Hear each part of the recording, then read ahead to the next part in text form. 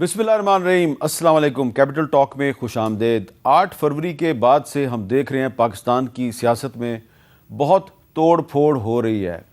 इस तोड़ फोड़ में अब ज़रूरत है किसी ऐसे फ़र्द की या ऐसे अमल की जो जोड़ने वाला भी हो।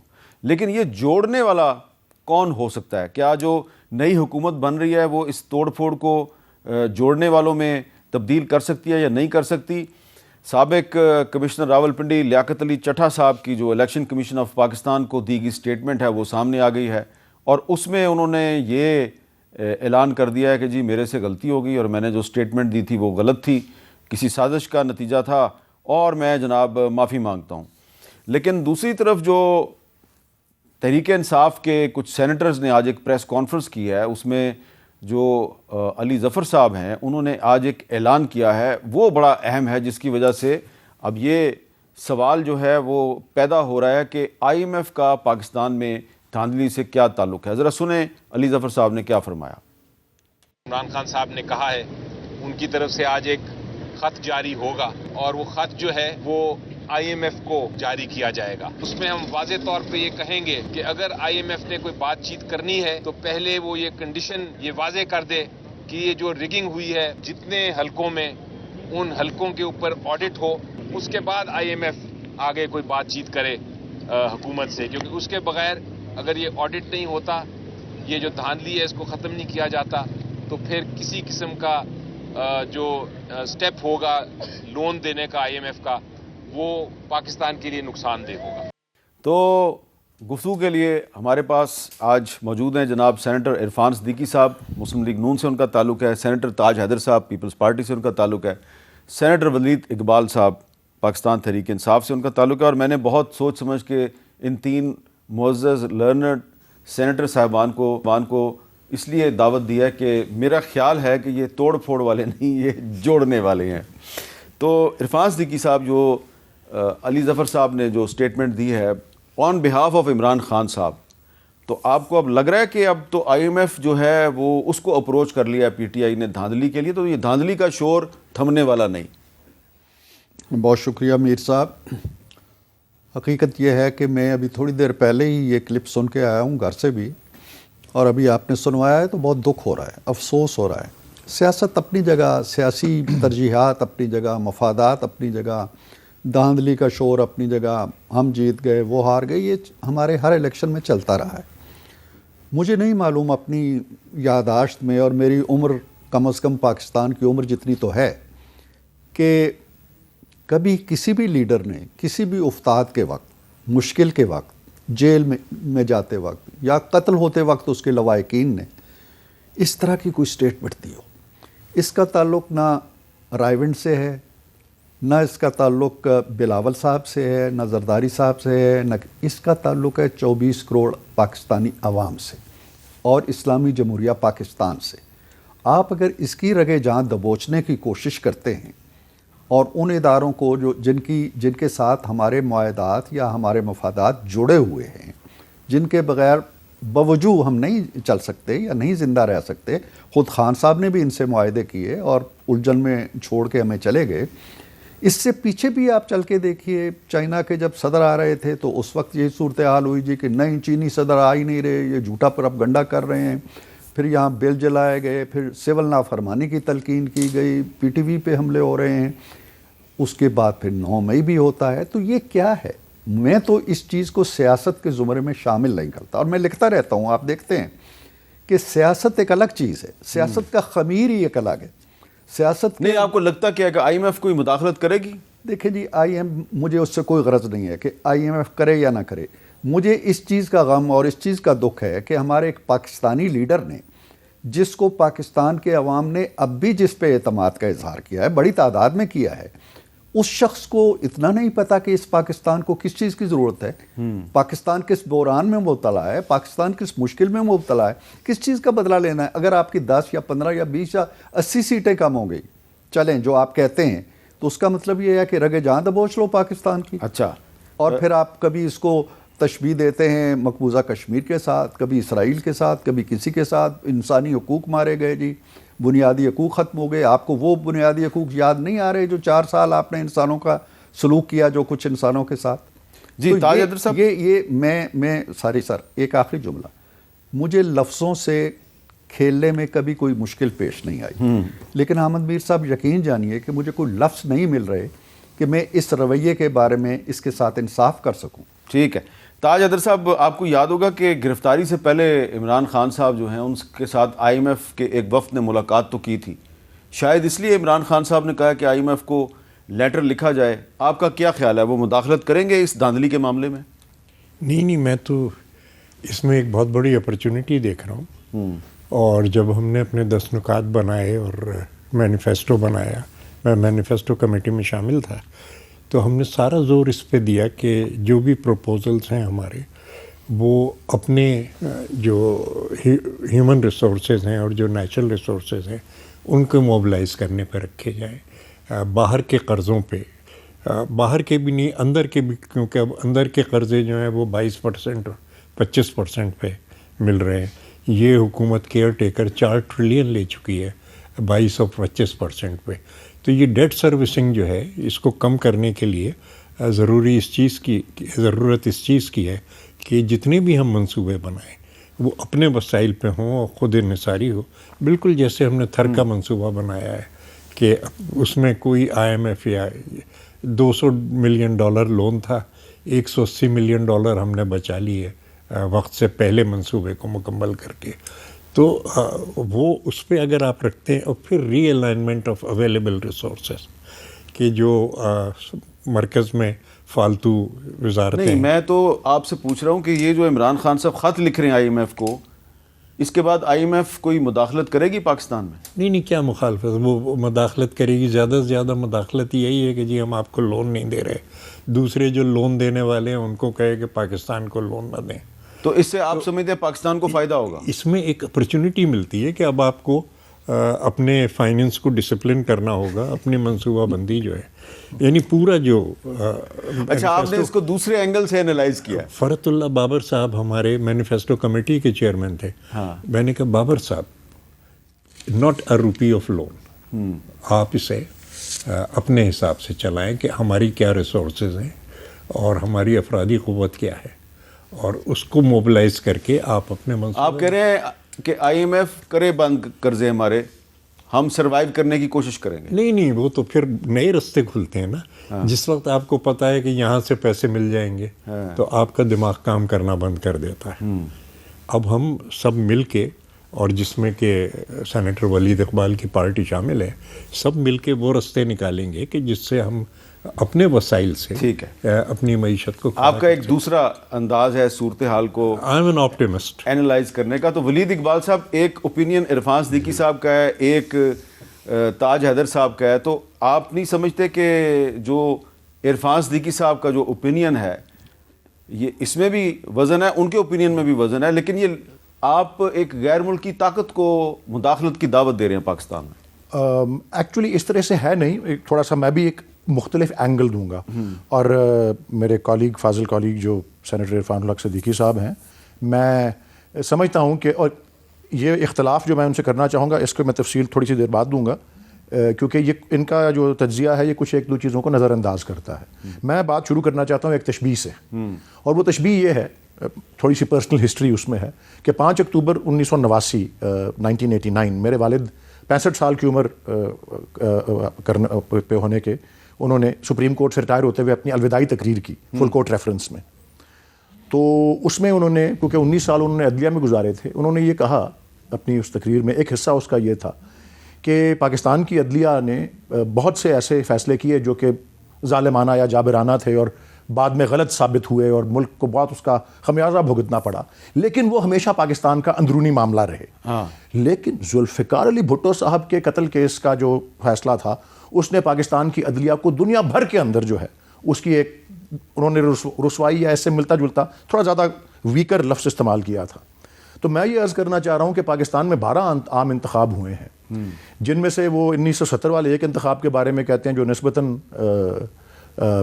فیئر یا فری تھا، باقی 11 کے نسبتاً کہتے ہیں. اس کی وجہ یہ ہے کہ سابق D G I S P R brigadier A R Siddiqui صاحب نے یحییٰ خان پہ جو کتاب لکھی بایوگرافی، اس میں لکھا کہ اس میں بھی پیسے بانٹے گئے تھے اور کھلم کھلا مداخلت کی گئی تھی، لیکن جن کے خلاف پیسے بانٹے گئے وہ کامیاب ہو بالکل جی. تو بہرحال جی یہ 11 انتخاب جو بات کے ہیں، یہ ایک الگ بات ہے کہ ان پہ ہر ایک پہ دھاندلی کا الزام لگا ہے، اور کسی بھی نگراں حکومت یا الیکشن کمیشن کے اوپر یا چیف الیکشن کمشنر کا احتساب نہیں ہوا اس پہ آئین اور قانون کے مطابق. تو احتساب کا خوف اور قانون کا ڈر تو ہے ہی نہیں یہاں پہ. لیکن یہ جو 2024 کا الیکشن ہے، پچھلے سارے الیکشن جو تھے ان کے اندر جو بھی کوئی اونچ نیچ ہوئی وہ ہمارا اندرونی معاملہ رہی.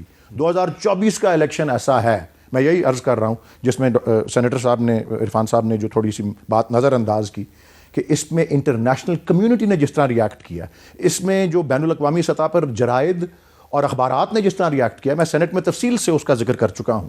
یہ ایک انٹرنیشنل معاملہ بن چکا ہے اور تاریخ میں پہلی بار بنا ہے. اور میں بارہا پچھلے 10 دن سے شوز پہ یہ کہتا آ رہا ہوں، شاید آپ کے شو پہ یا الیکشن ٹرانسمیشن پہ میں نے جیو کی کہا تھا کہ یہ جو اب یکے بعد دیگرے امریکہ جیسے ملکوں کے، برطانیہ جیسے ملکوں کے، اقوام متحدہ کے سیکرٹری جنرل کے جو بیانات اور یورپین یونین کا، یہ ہمارے سب سے بڑے ٹریڈنگ پارٹنرز اور ڈونرز ہیں اور لینڈنگ ایجنسیز کے سب سے بڑے اس میں رسوخ رکھنے والے یہ ممالک ہیں. اس لیے ہمیں ہوش کے ناخن لینے چاہیے، خود احتساب کر لیں. اب میں آخری حصے میں بات کرنا چاہ رہا ہوں، اس میں انہوں نے میری پارٹی کی طرف اشارہ کیا، سینیٹر تاج حیدر صاحب نے.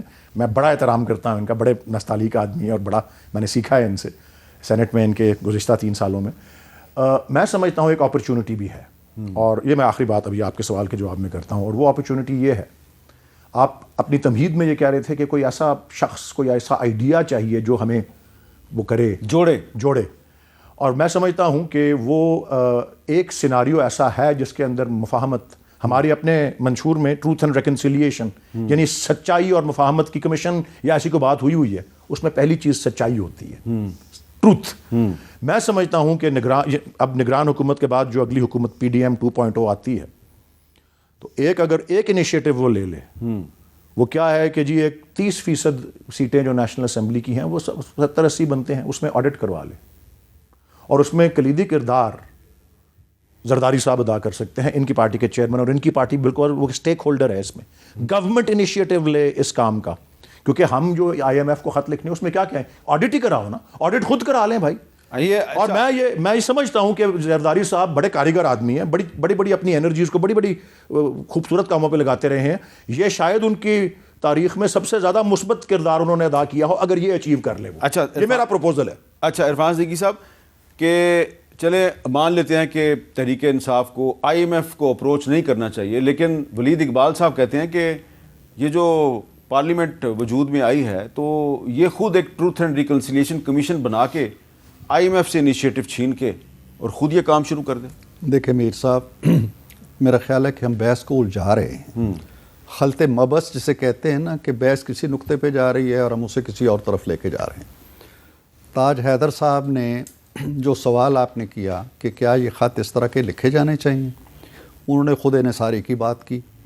ہونی چاہیے، ہم خود چاہتے ہیں کہ جی خود انحصاری ہو، اپنے پاؤں پہ کھڑا ہونا چاہیے. ہمارے منشور میں بھی یہ چیزیں ہیں.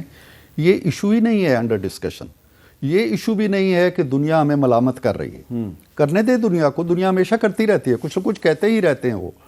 اور میرے دوست ولید اقبال کہتے ہیں جی کہ یورپی یونین بھی سوچ رہی ہے تو ڈونرز بھی سوچ رہے ہیں. سوچنے دیں، بند کر دیں. وہ IMF بھی کہے جی کہ آپ نے الیکشن ٹھیک نہیں کرائے، بند کر، ہم مان لیں گے.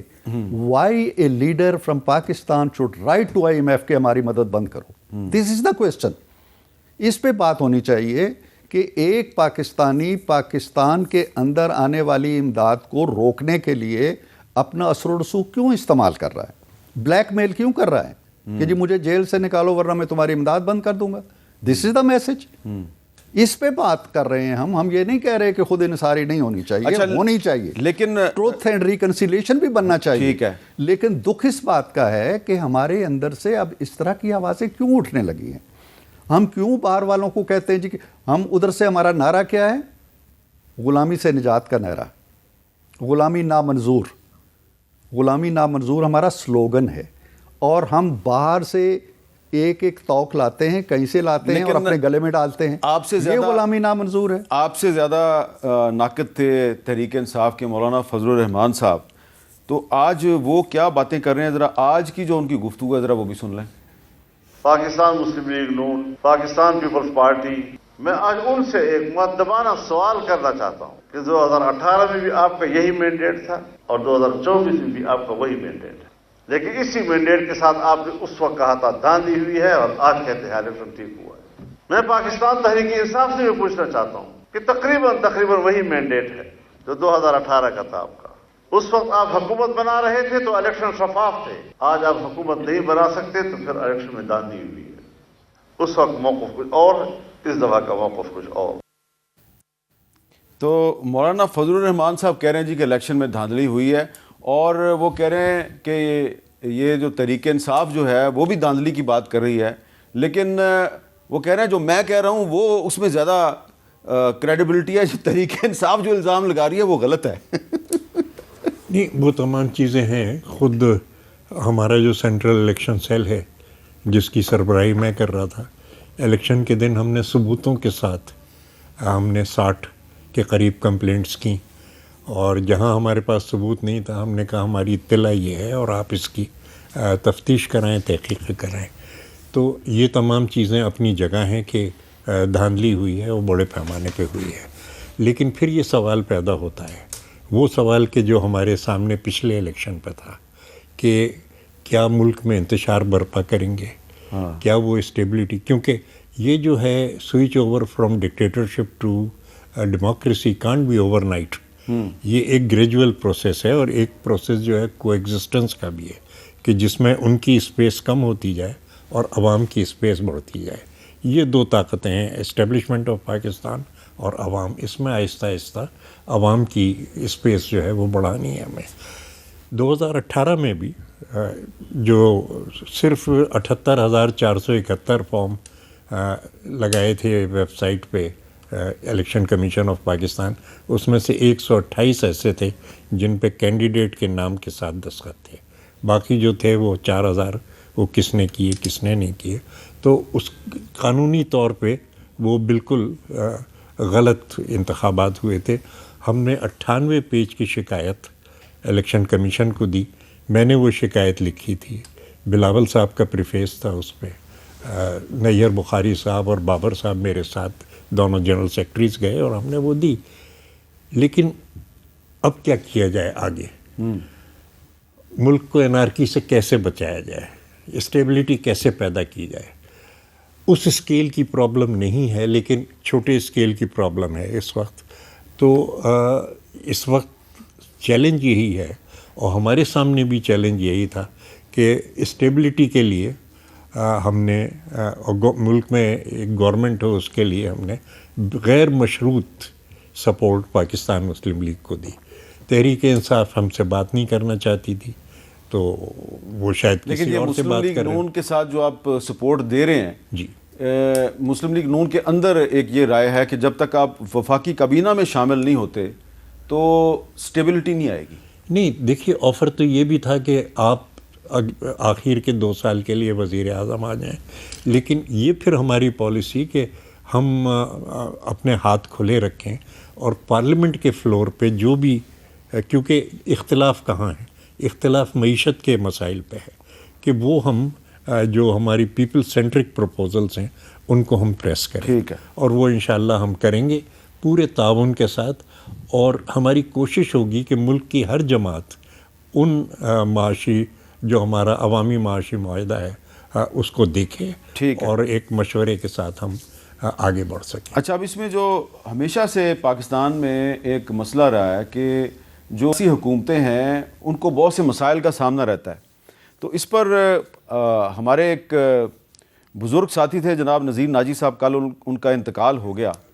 کئی مرتبہ وہ اس حوالے سے اپنا ایک تجزیہ پیش کرتے تھے۔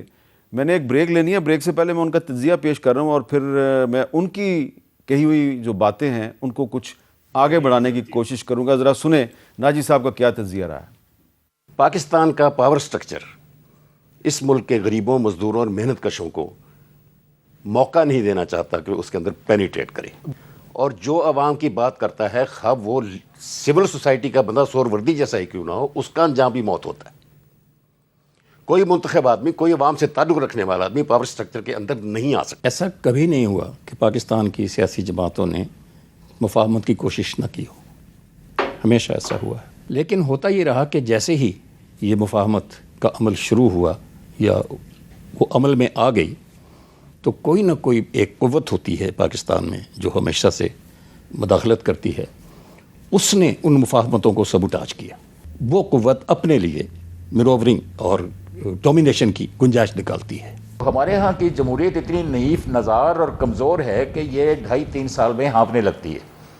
مجھے لگتا ہے کہ جمہوریت نے ہانپنا شروع کر دیا ہے، اور جو بھی ہمارے لوگ ہیں جمہوری نظام کی قوت برداشت، جو جمہوری نظام کو برداشت کرنے کی قوت ہے، میرا خیال ہے ہمارے ہاں بہت کمزور پڑ چکی ہے. یہاں پہ ایک وقفے کے بعد دوبارہ ملتے ہیں. کیپٹل ٹاک میں دوبارہ خوش آمدید. ولید اقبال صاحب، میں نے نذیر ناجی صاحب کے کچھ پرانے کلپ چلائے ہیں. آپ کو کیا لگ رہا ہے کہ پاکستان کی سیاست میں مفاہمت اگر کرنے کی کوشش کی جائے تو کامیاب ہو جائے گی؟ انہوں نے اشارہ کیا کہ کچھ قوتیں جو ہیں ان کے انٹرسٹ میں نہیں ہوتی مفاہمت. سیاسی قوتوں کی باہمی مفاہمت کچھ قوتوں کے انٹرسٹ میں نہیں ہوتی. یہ درست فرما رہے ہیں. یہ تو آئی تھنک یہاں پہ سارے مہمان مجھ سے اتفاق کریں گے، اور ہم میزبان بھی اتفاق کریں گے اس بات پر. اور بڑی گہری نظر رہی ہے ناجی صاحب کو، اللہ ان کو غریق رحمت کرے. میں اسلام آباد میں، مجھے افسوس ہے کہ میں ان کے آخری رسومات میں حصہ نہیں لے سکا.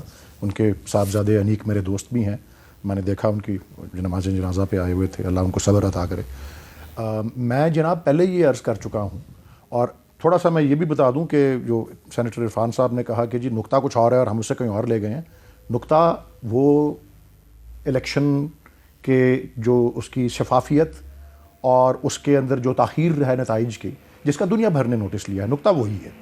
ہم نے یہ نہیں کہا بیرسٹر علی ظفر نے، سینیٹر صاحب نے، کہ خط لکھیں گے کہ مدد بند کر دو. ہم نے کہا خط لکھیں گے کہ اس کو مشروط کرو ایک آڈٹ سے، کیونکہ ہم خود احتسابی کے لیے تیار نہیں ہیں، اور ہم دوسروں سے مجبوراً، افسوس ہے کہ یہ کرنا پڑ رہا ہے کہ دوسرے پھر جو ہیں کیونکہ وہ لیوریج رکھتے ہیں، ان سے رجوع کیا جائے.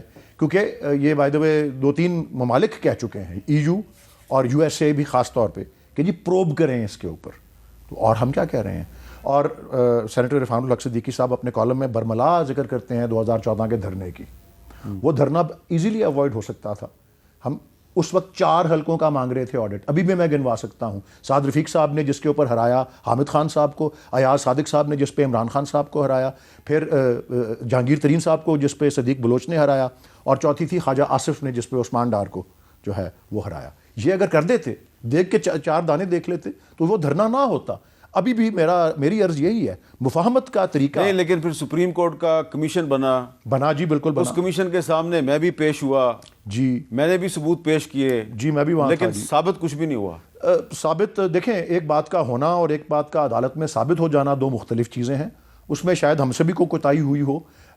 یہ سپریم کورٹ نے اس بات کو مسترد کرتے ہوئے کہ کوئی منظم دھاندلی ہوئی ہے، اس بات کو مسترد کرتے ہوئے یہ ضرور میں نے آپ کو یاد ہے 4 صوبوں میں دھاندلی کے ثبوت پیش کیے تھے. جی یہ سپریم کورٹ نے، میں سمجھتا ہوں کہ وہ شاید ہم ٹھیک طرح سے اپنا کیس نہیں پیش کر سکے. میں یقین رکھتا ہوں اس الیکشن میں بھی بہت کچھ ہوا، لیکن جو 24 میں ہوا ہے وہ کہیں زیادہ اس سے ہوا. ٹھیک ہے. لیکن سپریم کورٹ نے اپنی آبزرویشنز میں 2 اہم باتیں کی. ایک تو یہ کہا کہ PTI حق بجانب تھی اس ریفرنس کو کرنے کی ڈیمانڈ، اور دوسرا الیکشن کمیشن کے جو قصیدے لکھے گئے ہیں اس کے اندر کہ وہ کوارڈینیشن سے فارغ ہے، ٹریننگ سے فارغ ہے، کیپیسٹی سے فارغ ہے، مین پاور سے فارغ ہے، یہ سب یہ ساری باتیں. اور 10 سال میں نہیں کچھ انہوں نے وہ کیا، امپروو نہیں کیا. الیکشن کمیشن کے سامنے لیاقت علی چٹھا صاحب پیش ہوئے ہیں اور انہوں نے ایک طویل سٹیٹمنٹ جاری کی ہے، اور انہوں نے کہا جو میں نے جو کچھ بھی سٹیٹمنٹ دی تھی وہ ایک سازش کا نتیجہ تھی اور میں اس پہ بڑا معذرت خواہ ہوں. اور آخر میں کہتے ہیں in the end I feel extremely ashamed and embarrassed for making totally false concocted anti-state and malicious statement in the press conference. اور آگے جا کے انہوں نے معافی مانگ لی ہے. تو آپ کو نہیں لگتا کہ یہ جو لیاقت علی چٹھا صاحب نے جو سٹیٹمنٹ دی ہے اس سے جو دھاندلی کا نیریٹو ہے بہت کمزور ہو جائے گا؟ میرے خیال میں بالکل کمزور نہیں ہوگا. آج 14واں دن ہے اور الیکشنز ایکٹ کا سیکشن 95 کہتا ہے نا ڈسپلے وہ اپلوڈ کریں فارم, وہ ڈیڈ لائن میٹ کر سکی ہے الیکشن کمیشن. کتنی ڈیڈ لائنیں الیکشن کمیشن نے مس کی ہیں. قانون کا انحراف, قانون کی خلاف ورزی, اور جس دیدہ دلیری سے کی ہے, میں نے تو کہا ہے نا کہ اب انٹرنیشنل کمیونٹی بھی آنکھیں نہیں بند کر رہی, یہاں تک یہ نوبت آ گئی ہے. تو یہ ایک اس بیان سے, یا پہلے ایک کانفرنس اور پھر دوسرا بیان, دیکھیں ریاست دو قسم کی ہوتی ہیں. میں کسی ایک بڑے اچھے ریسرچ پیپر میں پڑھ رہا تھا حال ہی میں. ریاست یا ہوتی ہے پیرنٹل, یعنی کہ وہ پدرانہ قسم کی ایک رویہ رکھتی ہے شہریوں, ریاست ماں کے جیسے. ہاں جی پیرنٹل, ماں کے جیسی, یا دوسرا پریڈیٹری, شکاری جیسی.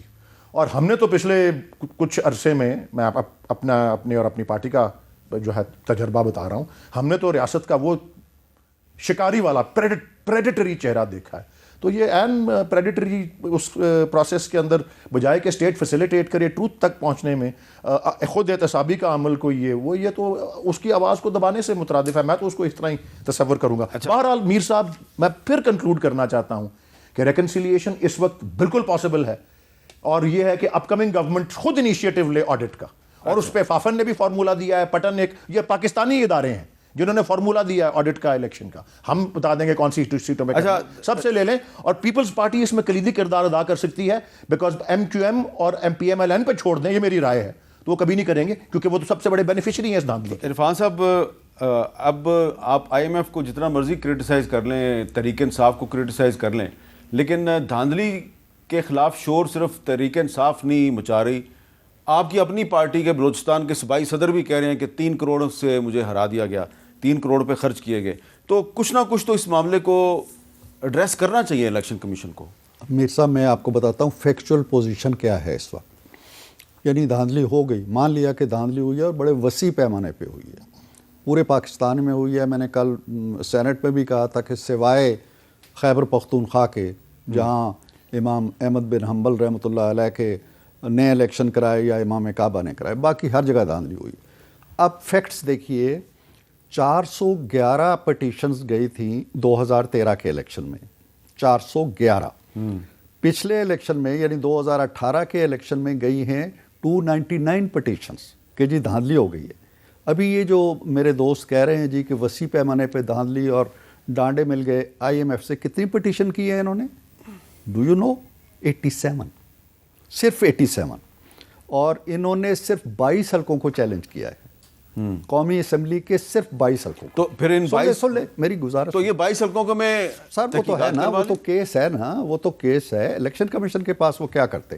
22 میں سے بھی دیکھیں 10 حلقے ہیں خیبر پختونخوا کے نیشنل اسمبلی کے, ٹھیک ہے, 12 حلقے ہیں پورے پاکستان کے اندر جس کے بارے میں یہ الیکشن کمیشن کے پاس گئے ہیں جی یہاں دھاندلی ہوئی ہے.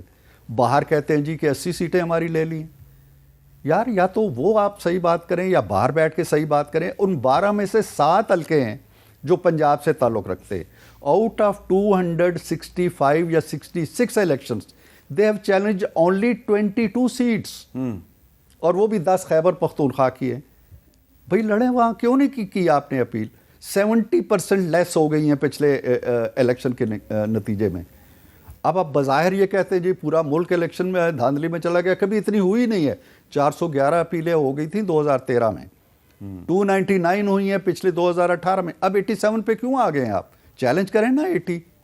کہاں ہیں 80؟ بتائیں کہ جی یہ 80 ہیں. وہاں جب جاتے ہیں تو کہتے ہیں جی نہیں پنجاب میں تو 7 ہیں صرف, اور سندھ میں صرف 3 سیٹوں پہ دھاندلی ہوئی ہے. کراچی میں کہتے ہیں جی کہ ہمارا سارا مینڈیٹ لوٹ. کراچی میں کتنی اپیلیں کی ہیں انہوں نے؟ I think only 2. تو یہ نہ کریں, ان کے پاس کچھ نہیں ہے سوائے اس کے کہ ایک سلوگن, نعرہ. انہوں نے ماشاءاللہ سیٹس لی ہیں, اچھی خاصی سیٹس لی ہیں. اپنا جیسے میرے بھائی تاج حیدر صاحب کہہ رہے ہیں ایک پازیٹیو کردار ادا کریں.